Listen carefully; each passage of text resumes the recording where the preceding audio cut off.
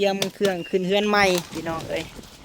น้ำอีกอย่างต่างๆมีน้ำ100 แพ็คเนาะดิโด200 แพ็ค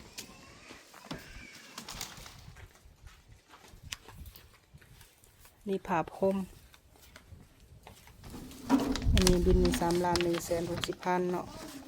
บินนี่910,000รวมเป็น4,70,000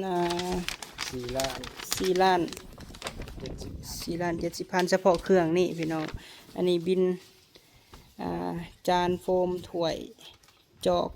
พวกน้ำดีดอกดีโดเพิ่นมาส่งน้ำลังเนาะ200 แพ็คบินนี่กะ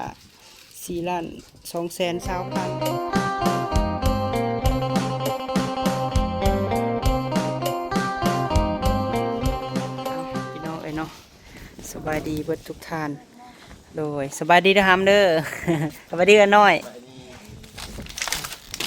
เพิ่นพอดีว่าทางแม่บ่พอมีเนาะพี่น้องเนาะเพิ่นให้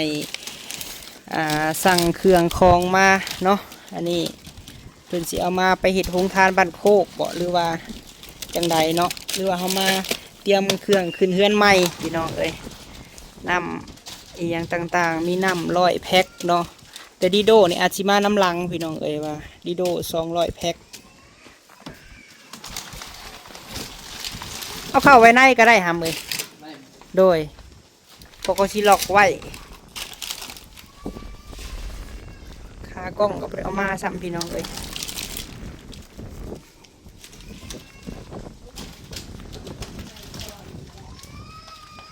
เรียนไว้ในพู้นแหละเนาะ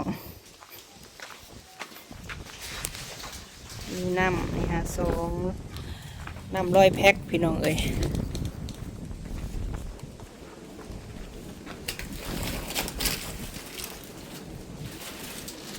ก็มีขนมเอลเซ่เนาะเขาสิมาใส่ผ้าควันมือขึ้นเฮือนพี่น้องเอ้ย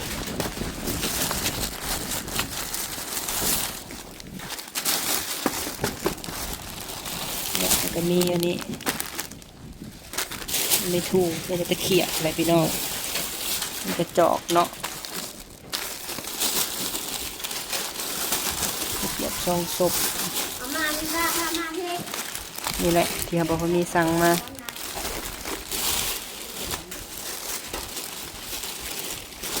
นี่อีกอย่างพี่น้องอันนี้บ่วงยางเนาะ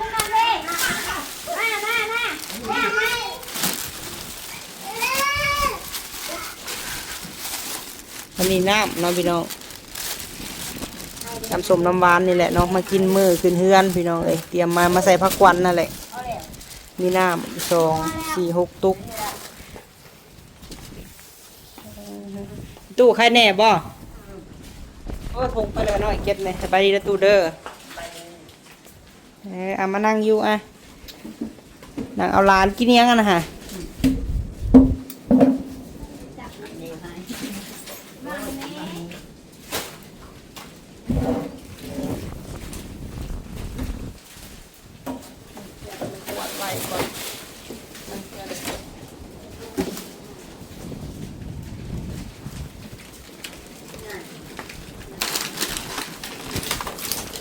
ลมผัดความร้อนมาเนาะ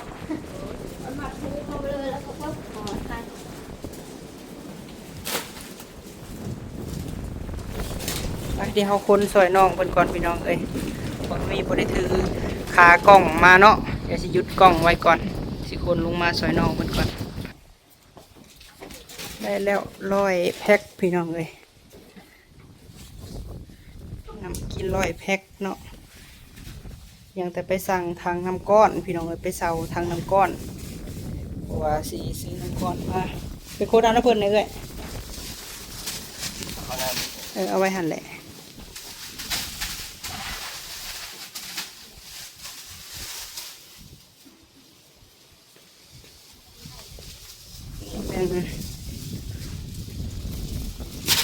ถ้วยเนี่ยข้าวปุ้นพี่น้องอันนี้จานที่เขาสิตักข้าวปุ้นเนาะ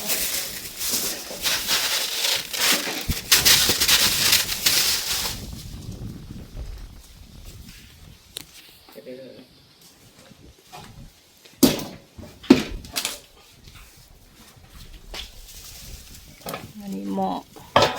เดี๋ยวให้เพิ่นแล้วก่อนเราจะน้ำเบิ้งจุกออกเราด้วย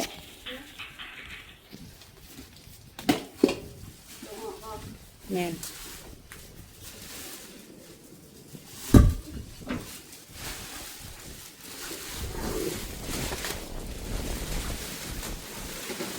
เดี๋ยวไปเอาน้ำเพิ่นก่อนก็ได้เลยเพราะว่าเขาคาจับกล้องอยู่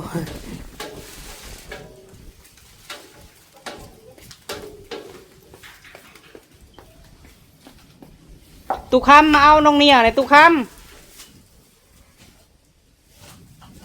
เป็นโซดา อันนั้นโซดาเนาะ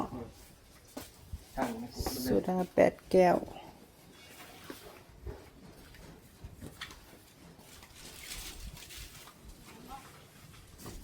อันนี้ก็แมนเดี๋ยวเจ้าหน้าเขาจะเอาขึ้นไว้เทิง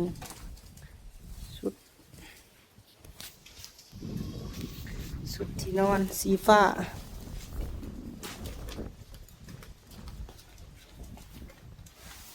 มาเด้อมาเด้อมาเด้อมาเด้อ อยากเพิ่นเอื้อยไปเอาน้ำรถให้มาซอยเพิ่น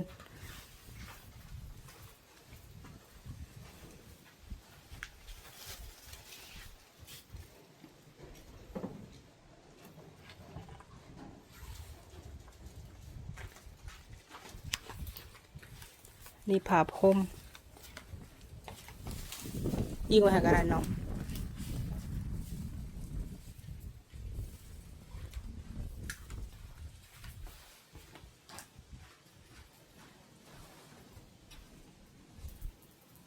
ผ้าพรมนี่มี1 2 3มี4 5 พื้นเนาะเพราะว่าเท่าสิปูทั้งเทิงปูมาได้ไหมเท่า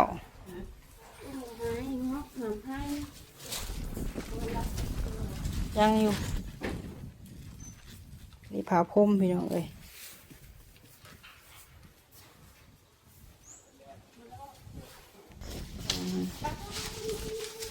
ตัวนี้หั่นทั้ง ยามเจ้าเนาะ น้ำหั่นกระกูด นี่เครื่องพี่น้องจับดูครับอันนี้บินมี3,160,000เนาะบินนี่910,000ตัวนี้ รวมเป็น4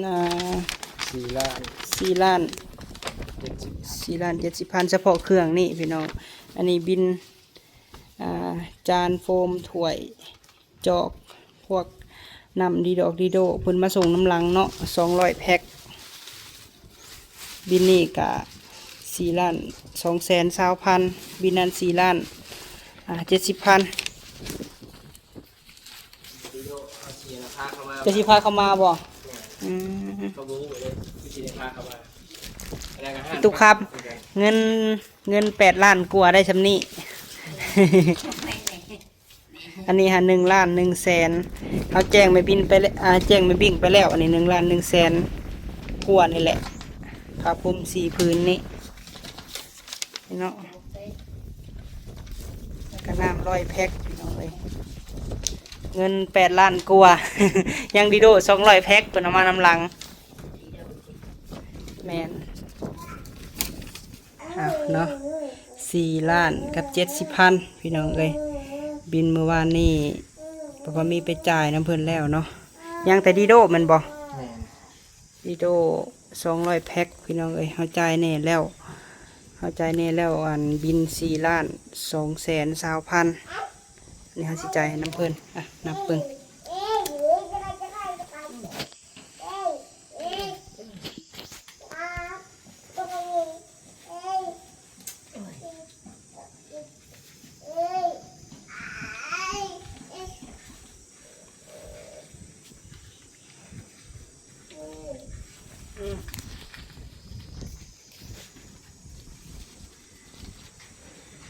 เดี๋ยวเพิ่นนับมึงเงินก่อนพี่น้องเอ้ย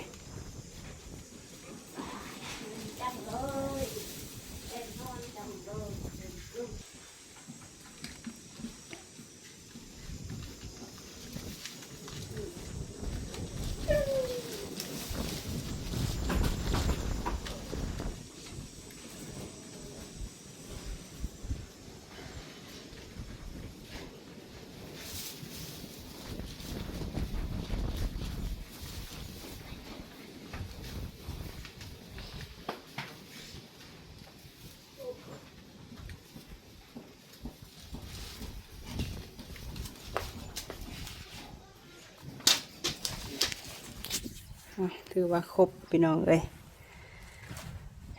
เท่ายังถาดีโดเนาะเอาไปจ่ายเงินแล้ววันนี้เนาะดีโดดีโดดีโดพี่น้องเลย200 แก๊ส200 แพ็คเนาะเท่าไร2,346,000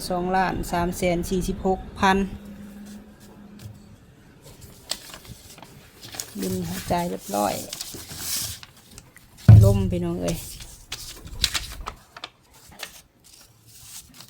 3,160,000บวก910,000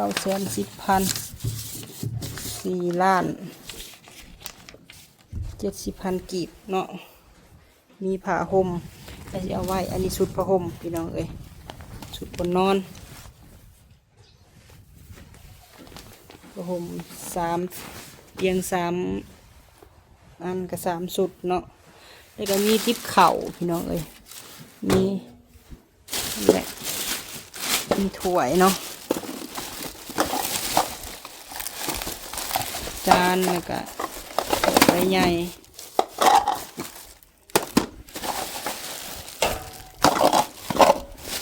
นี่หมอคางนี่ทิพขาวน้อยไว้ใส่ผักควันพี่น้องเอาผักควันแล้วจากผักควันเท่ากับใส่ในเฮือนในซานเท่านี้แหละเนาะนี่เลยทิพขาวมีทิพขาวใหญ่พี่น้องเลยเพราะวันนี้ซื้อก็มาเป็นเครื่องเฮือนพอไม่บิ่งนี่แหละเนาะบางเทื่อร้านเพิ่นมาอยู่ก็ใส่พี่น้องอันนี้หันหมอคาง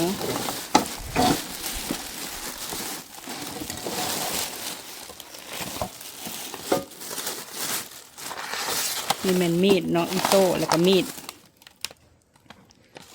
นี่3 อันนี่อันเซ่มาใส่ผักควันพี่น้องเอ้ยขนมเนาะมีจอกกินน้ำส้มน้ำหวานนี่แหละพี่น้องเอ้ยนี่หันบวงตะเขียบเนาะอันนี้ไม่ถูแหละไปกินข้าวปุ้นพี่น้องเอ้ยมือขึ้นเฮือนใหม่นี่หันผาเสร็จตีนอยู่เพื่อนบ่ทันมี1 2 3 4มี5 อันพี่น้องเลยมีน้ำหวาน6 ตุกเนาะแต่นี่มันหวดกับโม1พี่น้องเลยเรียกว่ามวยแหละเนาะมวยกับโม1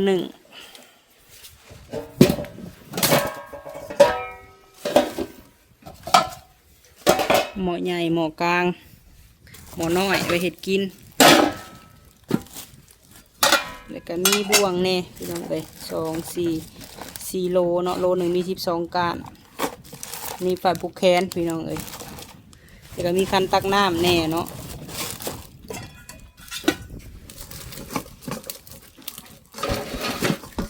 มีเอาไว้มาข่าวมาน้ำพลาสติก2หม้อกลาง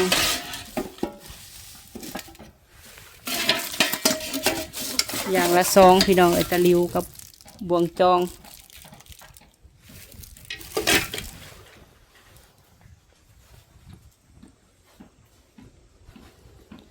นี่แมนโฟมพี่น้องเอ้ยโฟมใส่เข่าหรือว่าใส่เนื้อข้าวปุ้นก็ได้เนาะนี่ให้จานใส่ข้าวปุ้นพี่น้องเอ้ยถ้วยเนาะถ้วยโฟมใส่ข้าวปุ้นอันนี้แมนบินซื้อผ้าพรมพี่น้องเอ้ยราคา299,000กระตกเป็น1,196,000เนาะมี4 ผืนและผ้าพรมไว้ปูอยู่เทิงพี่น้องเอ้ยเอาคล้ายๆคือสีฟ้าไมเซล่าเขาเลยเนาะเอามา4 ผืนมีน้ำพี่น้องเอ้ยน้ำไม่100 แพ็คเนาะเขายังถาดีโดเพราะว่าเขาจ่ายเงินแล้วจ่ายเงินไว้แล้วพี่น้องเอ้ย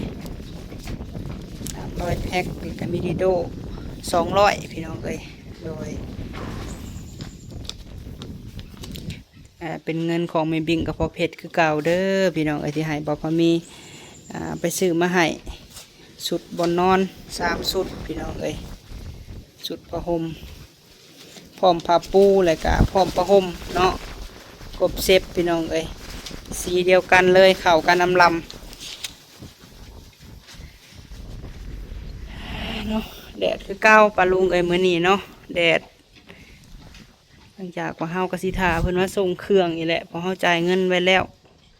ตกอยู่8 ล้านกว่าพี่น้องเอ้ย8-9 ล้านพุ่นแหละเนาะทางตัวนี้นำบิน